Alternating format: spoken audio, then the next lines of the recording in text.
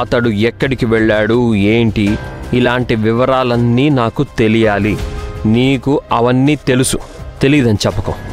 నిజంగా అతని పూర్తి వివరాలు నాకు సరిగ్గా తెలియవన్నా. సరే, ఒకసారి ఆదికి ఫోన్ చేసి కనుక్కో. ఆదికేం తెలుసు? ఇలాంటి మిస్సింగ్ కేసులు డీల్ చేసేది అతనే కదా, కనుక్కో. అయ్యో, ఆదికేం తెలీదు. విసిగించకుండా ఆదికి కాల్ చేసి వివరాలు తెలుసుకో.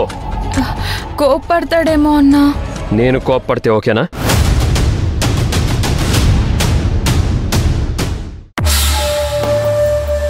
శిశిర, కొంచెం ఓపిక పట్టు. రాజ్, అయినా అసలు తనెవరు మన ఇంటికొచ్చి ఇంత గొడవ చేయడానికి? అయినా మనం మొహం చూపించకుండా ఇలా రోడ్లు పట్టుకుని తిరగడం ఏంటి? కొన్ని అవాయిడ్ చేయడమే మనకి బెటర్. అయినా మనకిక్కడ ప్లెజెంట్గానే ఉంది కదా, మనిద్దరం కలిసి కొంచెం టైం స్పెండ్ చేద్దాం ఇక్కడ. శిశిర, మనం పెళ్ళయ్యాక ఎటు బయటకు కూడా వెళ్ళలేదు.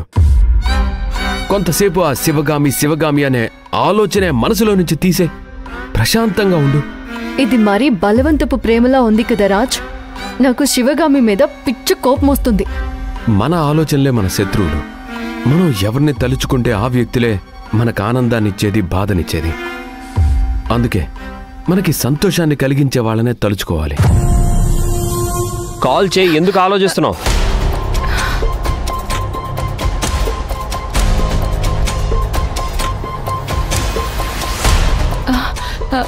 లిఫ్ట్ చేయట్లేదు.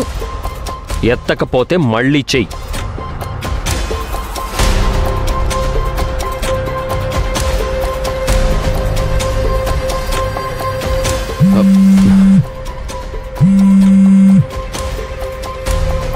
లౌడ్ స్పీకర్ ఆన్ చేయి.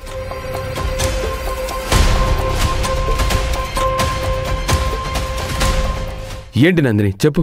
నీకు విక్రమ్ గురించి ఏమన్నా తెలుసా? ఏంటి అర్జెంట్ చెప్పన్నా. అయినా ఇప్పుడు వాడి గురించి టాపిక్ ఎందుకు? విక్రమ్తో మాట్లాడి చాలా రోజులైంది. అయితే నన్నెందుకు అడుగుతున్నావు? నువ్వేమైనా చేసావా విక్రమ్ని? నీకసలు మతుండే మాట్లాడుతున్నావా? నేనేం చేస్తాను వాడిని? ప్లీజ్ చెప్పన్నా. నువ్వు విక్రమ్ని ఏమైనా చేసుంటావేమోనని నా అనుమానం.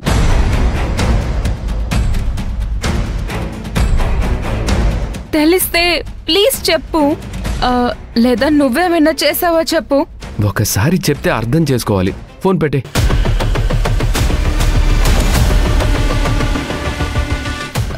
తనకి తెలీదంటన్నా. నువ్వు విన్నావు కదా. మరి విక్రమ్ ఏమైనట్టు? మీ వల్ల విక్రమ్కి ఏమైనా జరిగినట్టు తెలియాలి. అప్పుడు మాట్లాడతాను, మీ సంగతి చెప్తాను. చూడు, నీకు గనక విక్రమ్ గురించి ఏం తెలిసినా నాకు చెప్పాలి. వెంటనే కాల్ చేయి. అలాగే అన్నా. లేకపోతే ఊరుకోను, సరేనా?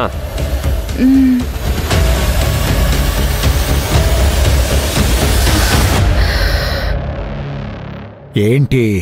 అబ్బబ్బబ్బా, ఏమైంది రాజ్? ఎందుకలా టెన్షన్గా ఉన్నావు? ఏం లేదు, నందిని ఏదో ఇన్ఫర్మేషన్ కావాలని ఫోన్ చేసింది. నాకు తెలియని దాన్ని ఎలా చెప్తాను?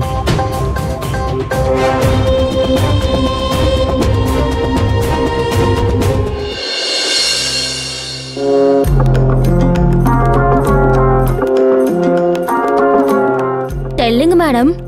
అబ్బో, ఇంగ్లీష్ మేడ్నే అరేంజ్ చేసింది మా అత్త మా చెల్లి కోసం.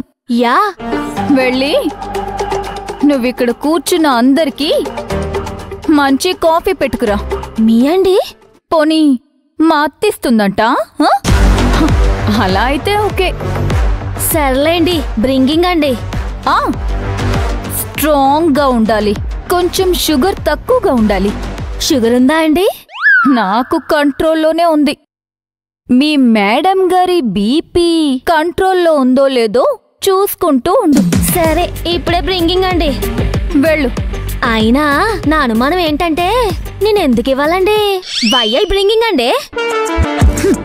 ఎందుకంటే ఇది నా చెల్లెలి ఇల్లు.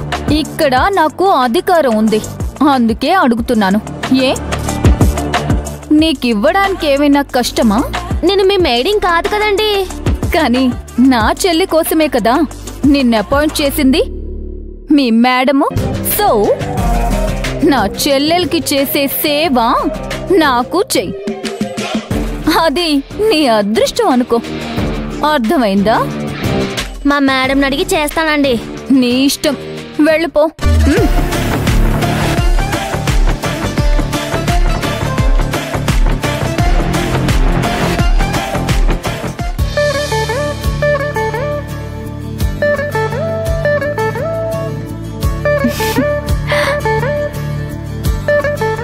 ఏంటి రాజ్, నీకు ఐస్ క్రీమ్ అంటే ఇష్టం లేదా? నాకెందుకు ఇవన్నీ చిన్నపిల్లలు చేసే పనుల్లా అనిపిస్తున్నాయి. చిన్నపిల్లలం అయిపోతేనే కదా అందులో మజా ఉంటుంది. నాకు మాత్రం ఇలాంటివి అప్పుడప్పుడు చేయాలనిపిస్తుంది. వర్షంలో తడుస్తూ ఐస్ క్రీమ్ తినడం, బీచ్లో కాళ్ళకి కెరటాల నీళ్లు తగులుతుంటే ఆడుకోవడం, బబల్స్ ఊదడం, వాన నీటిలో పడవలు వేసి ఆడుకోవడం.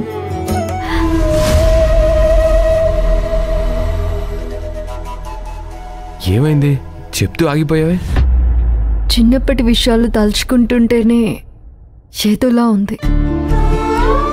చిన్నప్పుడా? అయితే నీకు చాలా మంది ఫ్రెండ్స్ ఉండుంటారుగా. ఎప్పుడూ ఎవరిని కలిసినట్టుగా అనిపించలేదు? ఏం కలవడం, నాకు ఆ శివగామి హరి అన్న తప్ప ఎవరూ లేరు. నా చిన్నప్పటి రోజులు తలుచుకుంటే వాళ్ళిద్దరూ తప్ప నాకు ఎవరూ లేరా అని అనిపిస్తుంది. అందుకే ఏదో హర్టింగ్ ఫీలింగ్ కలిగి సడన్గా బ్లాంక్ అయ్యాను.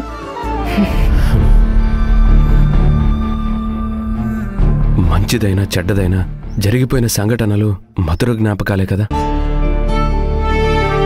కానీ నాకిప్పుడు అనిపిస్తుంది, నాకెవర్ని దగ్గర చేరనివ్వకుండా నా ప్రపంచం మొత్తాన్ని క్లోజ్ చేసేశారని. నా చుట్టూ ఒక గిరి గీసి నన్ను అందులో నుంచి బయటికి రానివ్వకుండా చేశారు అని. దానికి కారణం మీ అన్న అక్కలే కదా. ఇంకెవరుంటారు? తలుచుకుంటుంటేనే నేను ఎంత మంచి ఫ్రెండ్స్ని మిస్ అయిపోయానో అనిపిస్తుంది. చిన్నప్పటి స్నేహితుల ఇంపాక్ట్ మనకి జీవితాంతం ఉంటుంది. దీన్ని బట్టి నువ్వు జీవితంలో చాలా చాలా మిస్ అయ్యావనిపిస్తుంది. అవును రాజ్.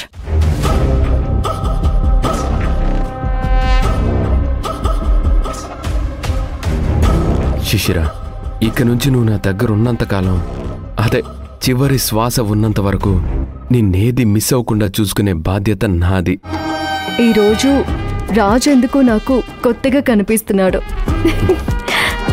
జీవితంలో ఎప్పటికప్పుడు రిఫ్రెష్ అవుతూ ఉంటే మంచిది కదా. అవును. నేను ఇంటి దగ్గర నుంచి తీసుకొని వచ్చి బోర్ కొట్టిస్తున్నానా? అదేం లేదు. అక్కడే ఉంటే ఇంటికొచ్చిన శివగామి మొహం చూడాల్సి వచ్చేది. నాకు శివగామి మొహం చూడడం అస్సలు ఇష్టం లేదు. శివగామి తనే చాలా తెలివైంది, గొప్పది అనుకుంటుంది. తన నుంచి దూరంగా వచ్చామని మనల్ని పిరికివాళ్ళగా అనుకుంటుందేమో. మనం భయపడేదేముంది రాజ్, చెడుకి వీలైనంత దూరంగానే ఉండాలి కదా. అదే నా థియరీ. ప్రాక్టికల్గా నేను అదే ఆలోచిస్తున్నాను. ఆ శివగామి మన ఇంటి నుంచి బయటికి వెళ్లేదాకా మనం ఇక్కడే టైం స్పెండ్ చేద్దాం. That's the spirit. తిను.